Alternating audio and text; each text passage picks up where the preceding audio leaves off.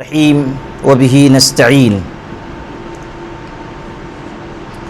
ہمارا یہ ملک اپنی تاریخ کے نازک موڑ پر پہنچ چکا ہے۔ صورتحال یہ ہے کہ ملک میں نفرت کی آبیاری کی جا رہی ہے۔ آہستہ آہستہ فرقہ پرستی کا زہر بڑھتا چلا جا رہا ہے۔ آئینی عہدوں پر بیٹھے ہوئے لوگوں کی زبانیں بھی بے لگام ہو رہی ہیں۔ حد ہو گئی کہ ملک کے سب سے باوقار منصب پر بیٹھنے والے شخص نے علل اعلان مسلمانوں کو گھسپیٹھیا قرار دیا، زیادہ بچے پیدا کرنے والا قرار دیا۔ یہ بھی ہو رہا ہے کہ الیکشن کمیشن اس سلسلے میں نہ کوئی سنوائی کر رہا ہے اور نہ اس پر کوئی کارروائی کر رہا ہے۔ یہ مجرمانہ خاموشی ملک کو یہ بتانے کے لیے بہت کافی ہے کہ ملک جبر و استبداد اور ظلم کو برداشت کرنے کے کس ڈگر پر پہنچ چکا ہے۔ حالیہ پارلیمانی الیکشن اس لحاظ سے بہت اہمیت کا حامل ہے کہ ملک کو بانٹنے والی قوتوں کو روکنے کی کوشش کی جائے، اور ہمارا یہ ملک جو ہمیں اپنی جان سے زیادہ عزیز ہے، ہم اس ملک کو کی سالمیت کو، اس کے اتحاد کو ہر قیمت پر باقی رکھنے کی کوشش کریں۔ جہاں تک ہو سکے اس کی تعمیر و ترقی کے فیصلوں میں حصہ لیں۔ مولانا ابوالکلام آزاد نے اپنی اس تاریخی تقریر میں جو جامع مسجد دہلی کی سیڑھیوں سے انہوں نے کی تھی، یہ کہا تھا کہ اس ملک کی تقدیر کے بنیادی فیصلے ہمارے بغیر ادھورے رہیں گے۔ اس ملک کو بچانے والے اور صحیح سمت میں لے جانے والے اگر کوئی ہو سکتے ہیں تو ہم ہیں۔ اس ضرورت کا احساس ملک کے ہر گوشے میں ہے کہ ملک کو بانٹنے والی قوتوں کو روکنے کے لیے مؤثر اور باوقار افراد سامنے آئیں، سیاست میں عملاً حصہ لیں اور اپنے وزن کے ذریعے، اپنے اثر و رسوخ کے ذریعے، اپنی باتوں اور اپنے کاموں کے ذریعے، اپنے عوامی ارتباط کے ذریعے ملک کو صحیح سمت میں لے جانے والے عمل کا حصہ بنیں۔ ایوان میں پہنچیں، حق اور حقیقت کا اظہار کریں، نظر اور نظریے کو درست کرنے کی کوشش کریں۔ جو حجاب و نقاب لوگوں کے چہروں پر پڑے ہوئے ہیں انہیں ہٹانے کی کوشش کریں، اور یہ بتائیں کہ ملک کا اصل ہمدرد اور وفادار کون ہے، اور کون لوگ ہیں جو بہت معمولی اغراض کی وجہ سے ملک کو دوسری سمت میں لے جانا چاہتے ہیں۔ ہمارا یہ ماننا ہے کہ ملک، اس کی سالمیت، اس کا اتحاد، اس کی تعمیر، اس کی تشکیل، اس کی حفاظت، یہ ہر مفاد سے بالا تر ہے، اور ہر ایک کو اسی کے مطابق مضبوطی کے ساتھ آگے بڑھنا چاہیے۔ ہمارے ہاں کا جو پارلیمانی حلقہ ہے، لوگوں نے یہ ضرورت محسوس کی کہ یہاں بھی کوئی مؤثر اور سمجھدار آدمی آگے بڑھے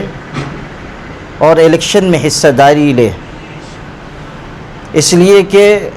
سیکولر پارٹیوں نے بھی اپنے آپ کو سیکولر کہلانے کے باوجود ایسے لوگوں کو امیدواری نہیں دی جنہیں امیدواری دی جانی چاہیے، جو سیاسی بے وزنی اور ملک کی دوسری بڑی آبادی کو نظر انداز کرنے کی کیفیت ملک میں پائی جا رہی ہے، سیکولر پارٹیوں کی طرف سے بھی پائی جا رہی ہے، وہ نہایت دردناک ہے، نہایت افسوسناک ہے۔ لوگ ایسا خیال کر رہے ہیں کہ یہ قوم بس جنازے اٹھانے والی ہے، آواز اٹھانا ان کے بس کی بات نہیں ہے۔ یہ قوم صرف سیاسی غلامی اور بے وزنی کی راہ پر چلنے والی ہے، سیاسی خود مختاری اور سیاسی سمجھداری سے محروم ہے۔ ہمیں بتانا ہوگا کہ ہم نے سیاست کو اس وقت جانا، سمجھا، بوجھا اور برتا ہے جب لوگ سیاست کی سین سے بھی واقف نہیں تھے، جب لوگ سیاست کو شجر ممنوعہ سمجھے ہوئے تھے۔ اس وقت ہم حاکمیت و اقتدار کی راہ پر چل رہے تھے، ملکوں پر حکمرانی کر رہے تھے اور بتا رہے تھے کہ اصل سمجھداری اور انسانیت کا احترام اور سب کو ساتھ لے کر چلنے کا جذبہ کیا ہوتا ہے۔ کئی باتیں تھیں جن کی وجہ سے بہت سے سمجھدار اور سنجیدہ لوگوں نے مجھ سے یہ خواہش کی کہ میں پارلیمانی الیکشن میں حصہ لوں، اور صورتحال ایسی بن رہی ہے کہ جس میں کئی امیدواروں کے بیچ میں میرے جیت جانے کے امکانات ہیں، اگرچہ کہ کچھ لوگوں نے اسے خیالی پلاؤ بھی قرار دیا، لیکن یہ سمجھنا چاہیے کہ سیاست میں کب کھچڑی بن جائے گی اور کب پلاؤ تیار ہو جائے گا اس کا کوئی بھروسہ نہیں ہوتا،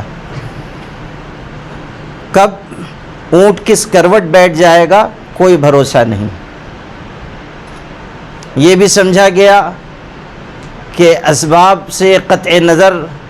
اگر کوئی کام کیا جا رہا ہے تو وہ بہت بڑی بیوقوفی ہے، لیکن میں یہ احساس رکھتا ہوں کہ اسباب کی اپنی اہمیت صحیح، مگر اصل فیصلہ مسبب الاسباب کا ہوتا ہے، اور اگر مسبب الاسباب پر نظر ہے اور قرآن کی یہ آیت نگاہ میں ہے کہ الیس اللہ بکاف عبدہ، تو انسان بے سر و سامانی میں بھی آگے بڑھ جاتا ہے، اور کم من فئۃ قلیلۃ غلبت فئۃ کثیرۃ باذن اللہ کا نظارہ دیکھتا ہے۔ کون اس حقیقت کو بھلا سکتا ہے کہ بہت مشکل حالات میں بے سر و سامانی کے عالم میں بھی لوگوں نے نہ صرف یہ کہ مار کے جیتے ہیں، بلکہ دنیا کو یہ بتایا ہے کہ اسباب سے قطع نظر عزم و عزیمت اور جذبے کے ذریعے بھی بہت سے مار کے جیتے جاتے ہیں۔ یہ بھی سچائی ہے کہ بعض حضرات نے مختلف قسم کی باتیں اور بھی کی، لیکن ایسے حضرات جن پر جہالت غالب ہے،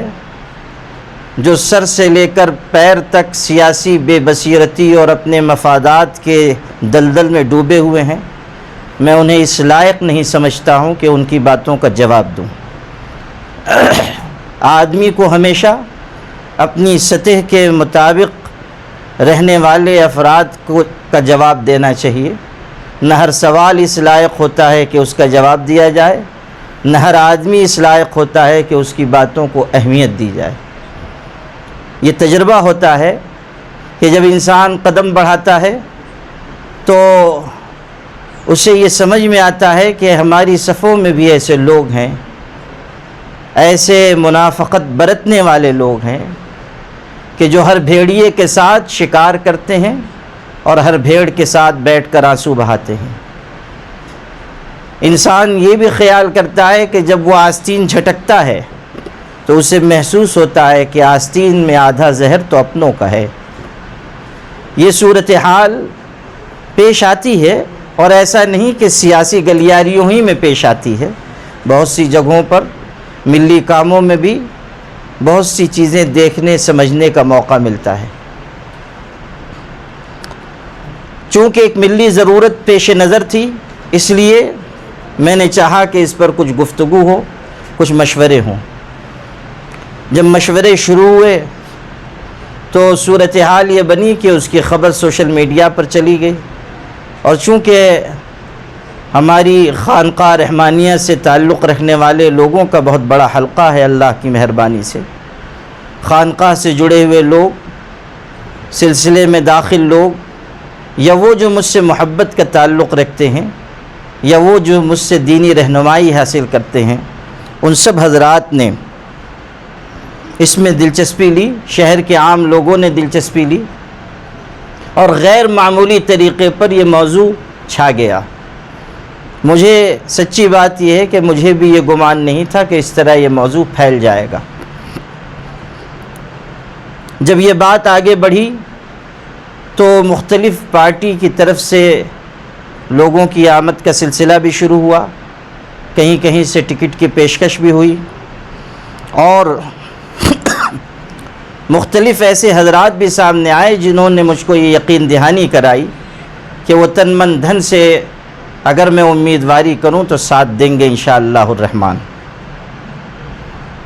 بات چلی تھی آزاد امیدواری سے، پھر مختلف سیاسی پارٹیوں کی طرف سے بات آنے لگی، اور یہ اللہ کی مہربانی ہے،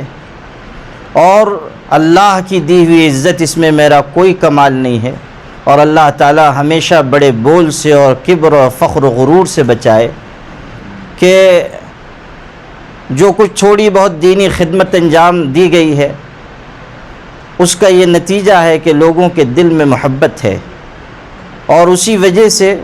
شہر کی سیاسی پارٹیوں کے حضرات خود یہاں تشریف لائے، مجھ سے گفتگو کی۔ مولانا مفتی محمد اسماعیل قاسمی صاحب، شیخ آصف شیخ رشید صاحب، جناب ڈاکٹر خالد پرویز صاحب، مستقیم ڈگنیٹی صاحب، یوسف سیٹ نیشنل والا، اور بہت سارے سیاسی سماجی حضرات آئے، اور انہوں نے اپنی رائے بھی دی، اور اکثر لوگوں نے اپنی تائید و حمایت کا اظہار کیا۔ لیکن مجھے یہ تردد رہا کہ میں جو کام کر رہا ہوں اس کو چھوڑ کر اس طرف جانا، یا ان کاموں کے ساتھ اس طرف جانا کہیں ان کاموں میں خلل کا ذریعہ نہ بنے، اور یہ بھی کہ سیاست کی راہ پر خطر راہ ہے، مجھ جیسا کمزور ایمان والا اپنے ایمان و عمل کی حفاظت کر سکے گا یا نہیں کر سکے گا۔ یہ بھی احساس رہا کہ اب تک یہ صورتحال ہے کہ تمام سیاسی پارٹیوں کے لوگ مجھ پر اعتماد کرتے ہیں، اور تمام مسالک اور مکاتب فکر کے لوگ ملی اصلاحی سماجی کاموں میں میرا ساتھ دیتے ہیں۔ جب میں آواز دیتا ہوں لوگ اکٹھا ہوتے ہیں۔ آواز دی گئی این آر سی کے موقع پر لاکھوں لوگ اللہ کی مہربانی سے سڑکوں پر نکل آئے۔ طلاق ثلاثہ کے وقت آواز دی گئی، لاکھوں عورتیں سڑک پر نکل آئیں۔ آواز دی گئی نشے کی تحریک کے وقت، لوگوں نے اتحاد کا مظاہرہ کیا۔ آواز دی گئی بتی گل تحریک کے وقت، تو پورا شہر اندھیرا ہو گیا۔ مختلف مرحلے ایسے آئے کہ جب لوگوں نے اپنے اتحاد و اتفاق کا جماعتوں کے الگ ہونے کے باوجود یا سیاسی پارٹیز کے الگ ہونے کے باوجود ثبوت دیا، اور یہ میرا بہت بڑا سرمایہ ہے۔ ان چیزوں کی وجہ سے مجھے بڑا تردد رہا کہ مجھے الیکشن میں حصہ لینا چاہیے یا نہیں لینا چاہیے۔ لوگوں سے میں نے رائے طلب کی، بہت سارے لوگوں نے مجھ کو رائے دی، مثبت بھی دی، منفی بھی دی، آ بھی جائیں نہ بھی آئیں۔ کچھ نے کہا یہ الیکشن نہ لڑے، فلاں الیکشن لڑیں، وغیرہ وغیرہ وغیرہ۔ طویل غور و خوض، مشورے اور استخارے کے بعد اور مخلصین سے رائے ملانے کے بعد میں نے یہ فیصلہ کیا ہے کہ فی الحال اس پارلیمانی الیکشن میں امیدواری نہیں کروں گا۔ میں نے یہ فیصلہ کیا ہے کہ اس پارلیمانی الیکشن میں فی الحال میں حصہ نہیں لوں گا، امیدواری نہیں کروں گا۔ البتہ یہ بات ہے کہ چونکہ شہر کا سیاسی ماحول دن بدن ابتر ہوتا جا رہا ہے، اس لیے اس کی ضرورت ہے کہ ایک پریشر گروپ بنایا جائے اور اس کے ذریعے شہر کی سیاست کو تعمیری رخ دیا جائے۔ اس میں سنجیدہ، باوقار، سلجھے ہوئے افراد کو شامل کیا جائے اور ان کے ذریعے سیاست کو تخریب سے ہٹا کر تعمیر کی طرف لایا جائے، اور اس کی بھی ضرورت ہے کہ جو پارلیمانی الیکشن ابھی ہو رہا ہے اس کے لیے کوئی حکمت عملی طے ہو اور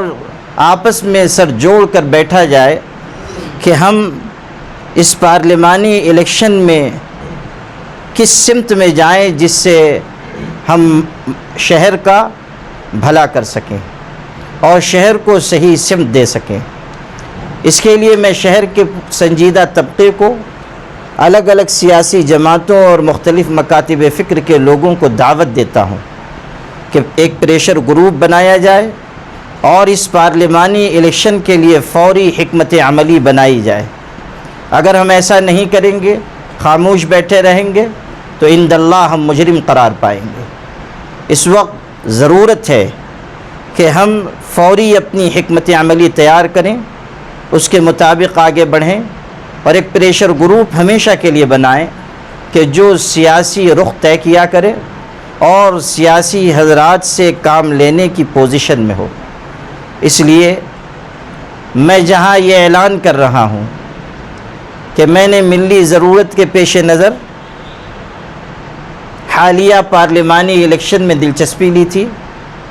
اور مصالح دینیہ کے پیش نظر اسے چھوڑ رہا ہوں، وہیں میں یہ بھی اعلان کر رہا ہوں، بلکہ دعوت دے رہا ہوں کہ شہر کا باشعور طبقہ آگے آئے، ہم سب لوگ مل جل کر ایک پریشر گروپ بنائیں۔ اسی کے ساتھ فوری ضرورت اس کی ہے کہ ہم حالیہ پارلیمانی الیکشن کے لیے کوئی حکمت عملی طے کریں اور اس حکمت عملی کے مطابق فوراً ہم کام شروع کر دیں تاکہ ہمارا جو مقصد ہے کہ ملک کو بانٹنے والی قوتیں غالب نہ آ سکیں، ہم اس میں کامیاب ہو سکیں۔ میں نہایت شکریہ ادا کرتا ہوں ان تمام علماء کرام کا، مخلصین کا، سیاسی پارٹیز کے ذمہ داران کا، جن لوگوں نے میری تائید و حمایت کا اعلان کیا، ان تمام حضرات کا جنہوں نے مجھے مفید مشوروں سے نوازا، ان تمام حضرات کا جنہوں نے قدم بقدم ساتھ رہنے کا تیقن دلایا، اور دعا کرتا ہوں ان لوگوں کے لیے جن کا سفر بدگمانی سے شروع ہو کر بدزبانی پر ختم ہوتا ہے، اور ان کے لیے نیک ہدایت کی تمنا کرتا ہوں جن کا حال یہ ہے کہ یہ فیصلہ کرنا ان کے بارے میں مشکل ہوتا ہے کہ ان کے دل زیادہ کالے ہیں یا ان کے چہرے زیادہ کالے ہیں۔ اور میں ان تمام حضرات سے جو مختلف معاملات میں فوری غلط رائے یا رخ اختیار کر کے یہ سمجھتے ہیں کہ وہ صحیح راستے پر ہیں، یہ کہنا چاہتا ہوں کہ ملت جس نازک وقت سے گزر رہی ہے اس میں ہم سب کو اپنا رویہ بدلنا چاہیے۔ ہم لوگ تنقید کے نام پر تذلیل کے راستے پر جاتے ہیں، ہم لوگ تعمیر کے نام پر تخریب کے راستے پر جاتے ہیں، جو کسی بھی زندہ ملت اور قوم کے لیے مناسب نہیں ہے۔ میں سمجھتا ہوں کہ جو کچھ میرے دل میں تھا میں نے اسے واضح کر دیا۔ البتہ میں نے اس سلسلے میں ایک تحریری بیان بھی لکھا ہے، آج صبح وہ تحریری بیان آپ سب کی خدمت میں پیش کر دیتا ہوں۔ اللہ کرے کہ میرا یہ فیصلہ میرے لیے، ملک و ملت کے لیے، شہر کے لیے مفید ہو۔ اللہ تعالیٰ اسی میں خیر مقدر کرے، نفس و شیطان کے شر سے ہمیشہ میری حفاظت کرے، کبر اور فخر و غرور کے راستے پر کبھی نہ چلائے۔ اللہ تعالیٰ ہمیشہ اپنے دین پر زندہ رکھے اور دین پر موت دے، اور اللہ تعالیٰ قیامت کے دن اپنے پاک حبیب حضرت محمد صلی اللہ علیہ وسلم کی جماعت میں میرا حشر فرمائے۔ وآخر دعوانا ان الحمدللہ رب العالمین۔ مولانا آپ امیدواری نہیں کر رہے، کسی سیاسی پارٹی کو یا جماعت کو آپ حمایت دیں گے؟ دیکھیے، میں نے ابھی ایک بات کہی ہے کہ میں شہر کے لوگوں سے، سنجیدہ لوگوں سے گزارش کر رہا ہوں کہ وہ اس پر سر جوڑ کر بیٹھیں۔ میں بھی ساتھ بیٹھوں گا، ہم لوگ بیٹھیں اور بات چیت کریں۔ بہت سے ایسے حضرات میرے پاس آئے تھے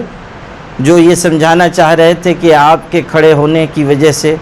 ہو سکتا ہے کہ فرقہ پرست طاقتیں جیت جائیں۔ اب میں یہ دیکھنا چاہتا ہوں کہ ان باشعور لوگوں کو اب بھی بی جے پی کے جیتنے کا خوف ستائے گا یا وہ گھروں میں آرام فرمائیں گے؟ میں نے ابھی یہ بات عرض کی ہے کہ کئی بنیادیں ہیں جن کی وجہ سے میں سیاست میں، عملی سیاست میں نہیں جانا چاہتا. میں نہیں کہہ سکتا آئندہ کیا حالات ہوں گے، لیکن میرا ابھی کے لیے اور بعد کے لیے یہی ابھی رائے میری بنی ہے. لیکن حالات ہمیشہ بدلتے رہتے ہیں. یہ کبھی میرے ذہن میں نہیں تھا کہ کسی وقت پارلیمانی الیکشن کے لیے مجھے کچھ سوچنا پڑے گا یا غور کرنا پڑے گا، لیکن حالات ایسے بنے ملک کے، سوچنا پڑا. تو حالات ہمیشہ عدلتے بدلتے رہتے ہیں، لیکن یہ ہے کہ ابھی جو میں نے فیصلہ کیا ہے وہ میں نے سنا دیا ہے. آنے والا وقت بتائے گا کدھر جانا ہے کدھر نہیں جانا ہے.